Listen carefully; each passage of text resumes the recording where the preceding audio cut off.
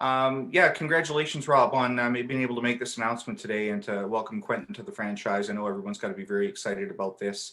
Um, it's we've certainly had an opportunity, upon seeing his name pop up among the top prospects to get an idea of what his capabilities are on the ice. But I guess one of the things I'd like to know from you is what makes him such an ideal fit for you as a person and as a player and as a potential key member of this team going forward. That's a great question. All of the background information we did in speaking to his coaches in North Jersey, and like he's just a tremendous young man. Like when you look at him, he competes, he does everything on the ice well, and he wants to win. Like the one thing that really stuck out with me was how every time the game got bigger, he got better. And that's something that when you look for a player, you're always looking for a guy that you're going to pick in this spot that can rise to that occasion. But he's from an amazing family, a very athletic family. He's a very humble young man, just wants to be the best, wants to push himself to be the best. And, he recognized the Ontario Hockey League as a great place to do that. And we're really honored today to be able to bring him to Sudbury. You mentioned that he wants to push himself, and we've heard him say that too. How quickly do you see him making that adjustment to the OHL level? He's 6'2", 190 pounds. He does everything well. He skates well. He's a physical player. He's not just a big skilled player. He's a big competitive power forward with skill. So I anticipate his adjustment's going to be very, very quick. He'll be able to step into our lineup and compete with our top end guys right off the bat. Hey, Rob, just wondering, looking at this, I mean, we've been so long without hockey in our city. We have the first selection today, which is great. What makes this choice different from previous years? Is this choice even different at all, given the amount of time you have to sit and think about it and get the guys back on the ice? Well, you're right. I mean, it's a little bit different because this September, when we hit the ice, our fans are actually going to get the pleasure of seeing two drafts, of players and exciting young players. With Quentin, he's just such a special player when you watch him. I mean, going into the national championship in St. Louis, that's a U16 tournament. Those are predominantly all 2004 born players, and he goes in there and dominates it as an 05. So to be able to add a player like this, I mean, the thing that's the same is obviously, he's a special player like the last one we selected in Quentin. And they both have that ability to step in and make a difference right away.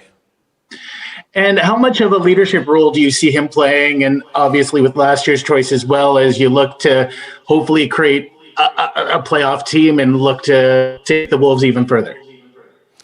Well, you know what? He's a young guy coming in here with a lot of talent, and we've got a really good leadership group that's going to be able to help work with him and introduce him to the league. Maybe the biggest adjustments are just getting used to the schedule and the travel, but that happens pretty quick for elite players. But on the ice, I see him being able to step in and make an impact right away for us. Hi, Rob, and congratulations once again. I know we kind of spoke a little bit about this a few weeks ago after you had been selected, after you were the first overall pick at the lockdown. And, it's obviously a different situation this year in the sense that the team didn't finish in 20th place. So you kind of have this core group that can already come back. We're not kind of starting over from in any kind of rebuild mode here. I'm just wondering if that changes any expectations for you for Quentin. No, it doesn't for us. I mean, we've got a really good young group here.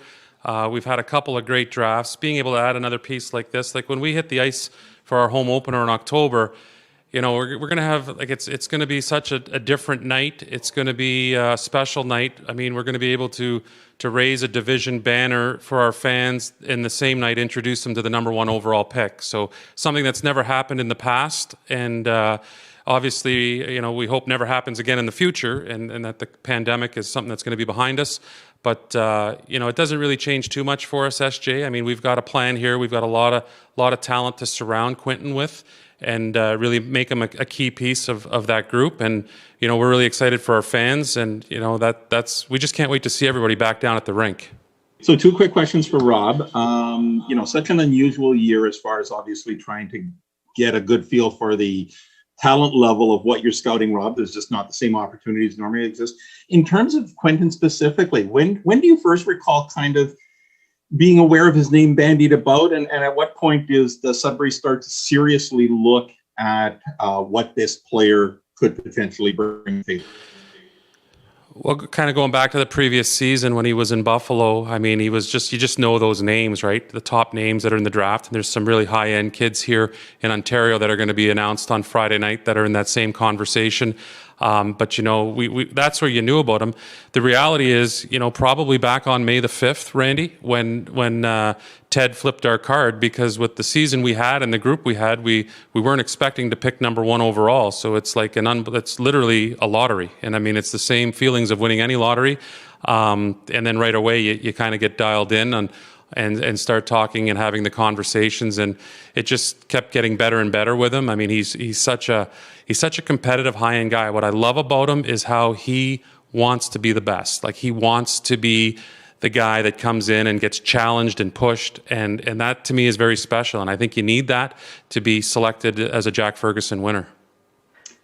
Well, and with in terms of Quentin obviously being one of a handful of Americans who've been drafted number one overall, there's always that ongoing discussion that there's a lot of pressure on the kids on that side of the border to hook up with the U.S. National Team Development Program, and certainly I'm sure it was likely an option. When you then enter into discussions with Quentin and his family and the representatives, what was the biggest selling points that you wanted to make sure they understood in terms of what potentially might cause him to steer his way towards Northern Ontario in the end? Well, you know what? We have a great program. We're very proud of it. Our program's built on 3 pillars: developing our players in their body, their mind, their soul. So that's a big part of the discussion that you have, because great hockey players have the skill on the ice. But when you look at these guys in the NHL, they're also unbelievable people. So we're really proud of our program and the job. And Dario's given me the resources to have the people around to support that. We've had a lot of success here in the last couple of years as well, developing players, getting them to the NHL. Obviously had tremendous success with Quentin Byfield. And, from that perspective. But the OHL in itself, I mean, like, you just saw the U18s, and Team Canada went in there, and a lot of those guys hadn't played a lot of hockey, over the last 13 months or 14 months with the pandemic. And they went in there on a 5-day, 7-day training camp, and they dominated the world. And if you look at that team, 13 of those players are OHL players. I've said it many times, the OHL is the best development league in the world for the National Hockey League. Those players went down to Texas and helped support those words. And, Quentin wants to be part of that. He wants to play against the best players that are his age and a little bit older in the world right now, and that's in the Ontario Hockey League. Hi, Rob. The last time you did this, you were coming off a season where you finished last overall. And obviously with almost every first overall pick in sports, that's always the case. But in this instance, and it was touched on in the pregame or the pre-show, that, you're coming off a division win. And now you're picking first overall. So how much more do you get to sort of enjoy this, sort of knowing you're not starting from scratch? It's a completely different page than we were on a couple years ago. And it's exciting because, when you bring in that player, you want to make sure, as best they have a great supporting cast, great leadership. And, we've got that with our team. And so it's definitely different, Jeff. I mean, this guy's a very special player. The fans in Sudbury are going to enjoy him.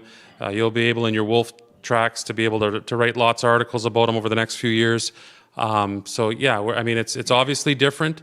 It's I'm the luckiest GM in the Ontario Hockey League here. Because all of us had an equal opportunity to be standing here today, and the Sudbury Wolves were blessed with that opportunity. And because of that, we got Quentin Musty. And without that, we wouldn't have him here today, because when you look at last year and the way our team was built, I don't think we would have been picking near the top of the draft. So we're very fortunate. Through this pandemic, a lot of tough things have happened, a lot of difficult things have happened, but there's definitely a light at the end of the tunnel here for us, and it starts with Quentin. And then just sort of following along those same lines, Rob, it strikes me that going into this season, the rookie crop, not just for your team, but for all teams, is going to be a bit of a mystery and could be the best rookie crop ever, given that there will be 2 years. You have some pretty high picks from the past pick, and now you get to add a first overall who comes in as a 16-year-old rookie. So what do you see out of your rookie crop coming into next season, and how good can they be? They're outstanding. I mean, it's I guess for a lot of the fans yet that haven't seen the rookies, and it's the entire kind of 04 and 05 birth years. I mean, as general managers and as scouts in the league, we know how good they are. I'm extremely excited. I think our fans are going to be over the moon when they get back into the building and see these guys, because the talent that they have, the skill that they have, like the guys that we drafted through the 04 draft, the ones that we have committed to the team and under contract with David and Kocha and Evan and we've got Nolan now. Like it's so exciting. I mean, I've talked to Kenny McKenzie the other night, and he was saying over the years they've had some great teams here in Sudbury, some unbelievable players come through here, and we've got a real proud history. But as a collective group, this is one of the most skilled, most talented groups that he can recall. So I'm excited for our fans to be able to get a look at these guys and watch them play the game they love to play.